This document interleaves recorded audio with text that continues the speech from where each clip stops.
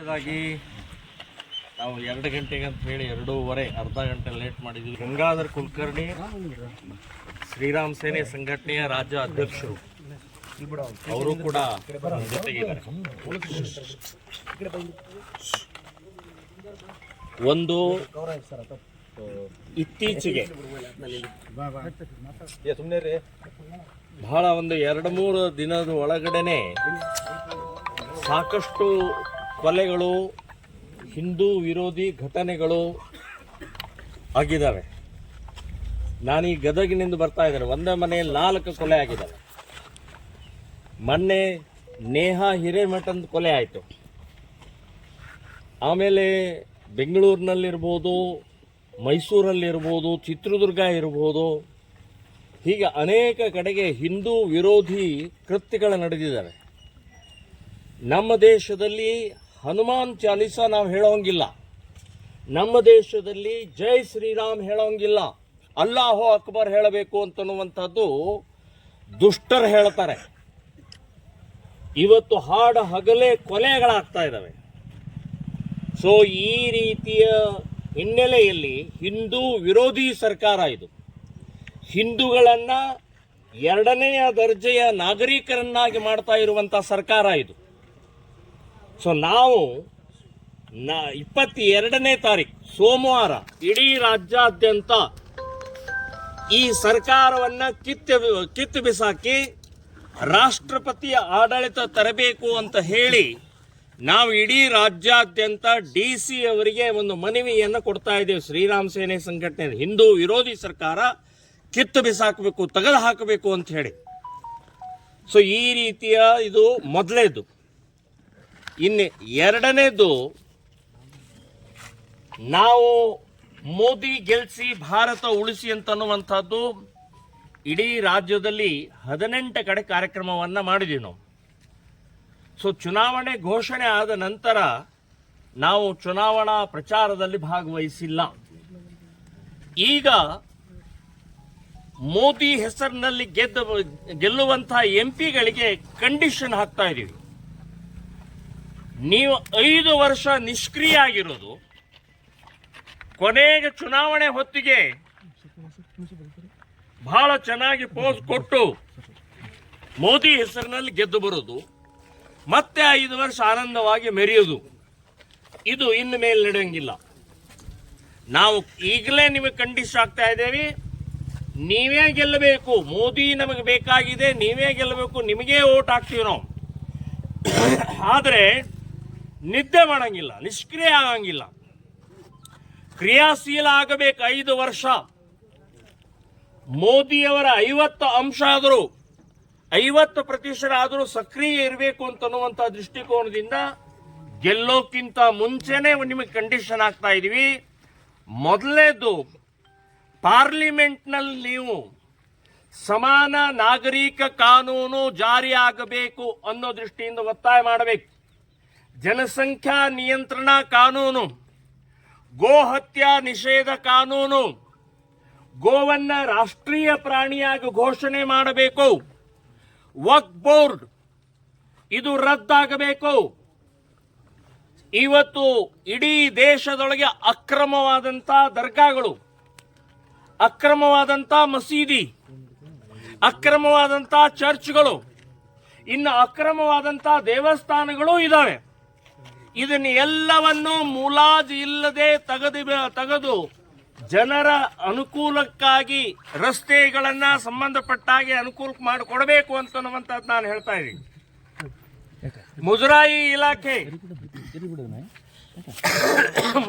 ಇಲಾಖೆಯಲ್ಲಿ ಬರುವಂತ ದೇವಸ್ಥಾನಗಳ ಆದಾಯ ಲಕ್ಷಾಂತರ ಕೋಟಿ ರೂಪಾಯಿ ಇಡೀ ದೇಶದಲ್ಲಿ ಬರುತ್ತೆ. ಸೊ ಆ ಹಣವನ್ನ ಸರ್ಕಾರ ಉಪಯೋಗಿಸ್ಕೊಳ್ತಾ ಇದೆ. ಆ ಹಣವನ್ನ ಸರ್ಕಾರ 1 ರೂಪಾಯಿ ಕೂಡ ತಗೊಳ್ಳದೆ ಧಾರ್ಮಿಕ ಚಟುವಟಿಕೆಗಳಿಗೆ, ದೇವಸ್ಥಾನಗಳ ಅಭಿವೃದ್ಧಿಗೆ ಮಾತ್ರ ಉಪಯೋಗಿಸಬೇಕು ಅಂತನ್ನುವಂಥದ್ದು ಕೂಡ ನಾನು ಹೇಳ್ತಾ ಇದ್ದೀನಿ. ಇನ್ನು ಈ ದೇಶದಲ್ಲಿ ಇವತ್ತು ಆಗ್ತಾ ಇರುವಂಥ ಹಿಂದೂ ವಿರೋಧಿ ನೀತಿ ಏನಿದೆ, ಕೆಲವೊಂದು ಕಾನೂನುಗಳು ಏನಿದಾವೆ, 47ರ ಮುಂಚೆ ಯಾವ ನಮ್ಮ ದೇಶದಲ್ಲಿ ಮಂದಿರವನ್ನು ಮಸೀದಿ ಮಾಡಿದ್ದಾರೆ, ಆಸ್ ಇಟ್ ಈಸ್ ಅಂತನ್ನುವಂತ ಒಂದು ಕಾನೂನನ್ನು ಮಾಡಿದ್ದಾರೆ. ಆ ಕಾನೂನು ರದ್ದಾಗಬೇಕು. ನಮ್ಮ ಮಂದಿರ ಮಸೀದಿ ಆಗಿದ್ದು ಮತ್ತೆ ಪುನಃ ನಮಗೆ ಮಂದಿರವಾಗಿ ಸಿಗಬೇಕು ಅನ್ನುವಂಥದ್ದು ಕೂಡ ಇವತ್ತಿನ ಗೆದ್ದಂತ ಎಂಪಿಗಳು ಆಗ್ರಹವನ್ನು ಮಾಡಬೇಕು, ಒತ್ತಾಯ ಮಾಡಬೇಕು, ಪ್ರಶ್ನೆಗಳನ್ನು ಕೇಳಬೇಕು ಅನ್ನುವಂಥದ್ದು ಈಗಲೇ ನಿಮಗೆ ಹೇಳ್ತಾ ಇದ್ದೀವಿ. ಇದು ಪಾರ್ಲಿಮೆಂಟ್ನಲ್ಲಾಯ್ತು. ಇನ್ನು ಕ್ಷೇತ್ರದಲ್ಲಿ ಇವತ್ತು ಕೊಪ್ಪಳ ಕ್ಷೇತ್ರ ಇದು, ಇಲ್ಲಿ ಅಂಜನಾದ್ರಿ ಬರುತ್ತೆ. ಸೊ ಅಂಜನಾದ್ರಿಗೆ ಈಗಾಗಲೇ ಹಿಂದಿನ ಗೌರ್ಮೆಂಟು ಮತ್ತು ಈ ಗೌರ್ಮೆಂಟು ಕೂಡ 100 ಕೋಟಿ ರೂಪಾಯಿ ಸ್ಯಾಂಕ್ಷನ್ ಆಗಿದೆ ಅಭಿವೃದ್ಧಿಗೋಸ್ಕರ. ಸೊ ಅದನ್ನು ಕೂಡಲೇ ಚಾಲನೆ ಕೊಟ್ಟು ಕಾರ್ಯ ಪ್ರಾರಂಭ ಆಗುವ ಹಾಗೆ ಎಂಪಿಗಳ ಗಮನ ವಹಿಸಬೇಕು ಅಂತನ್ನುವಂಥದ್ದು ನಾನು ಹೇಳ್ತಾ ಇದ್ದೀನಿ. ಇನ್ನೊಂದು, ಅಯೋಧ್ಯದಿಂದ ಅಂಜನಾದ್ರಿಯಿಂದ ಅಯೋಧ್ಯೆಗೆ ರೈಲು ಮಾರ್ಗ ಆಗಬೇಕು. ಇದು ನಾನು ಎಂಪಿ ಅವರಿಗೆ ನಾನು ಒತ್ತಾಯ ಮಾಡ್ತಾ ಇದ್ದೀನಿ. ಇನ್ನು ನಿಮ್ಮ ಕ್ಷೇತ್ರದಲ್ಲಿ ಇವತ್ತು ಸರ್ಕಾರಿ ಶಾಲೆಗಳು ಅಂದರೆ ಸರ್ಕಾರಿ ಶಿಕ್ಷಣದ ಇಲಾಖೆ, ಶಾಲಾ ಕಾಲೇಜುಗಳು, ಸರ್ಕಾರಿ ಆಸ್ಪತ್ರೆ ಅಭಿವೃದ್ಧಿ ಆಗಬೇಕು.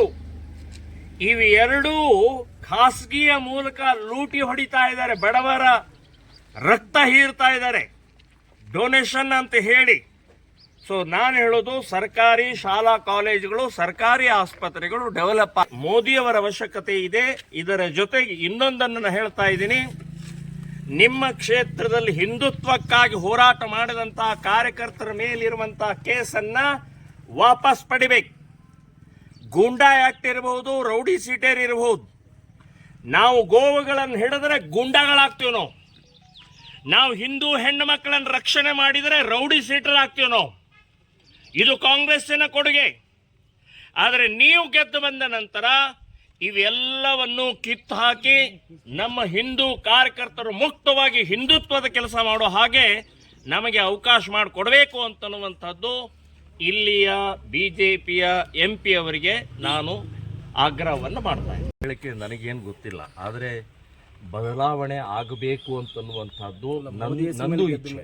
ಮೋದಿ ಹೆಸರು ಮೇಲೆ ಗೆಲ್ತಾರೆ, ಆಮೇಲೆ ಮತ್ತೆ ಅವ್ರ ಹೆಸರು ಮೇಲೆ ಅಂತ ಹೇಳ್ತಾರೆ, ಅವ್ರು ಗ್ಯಾರಂಟಿ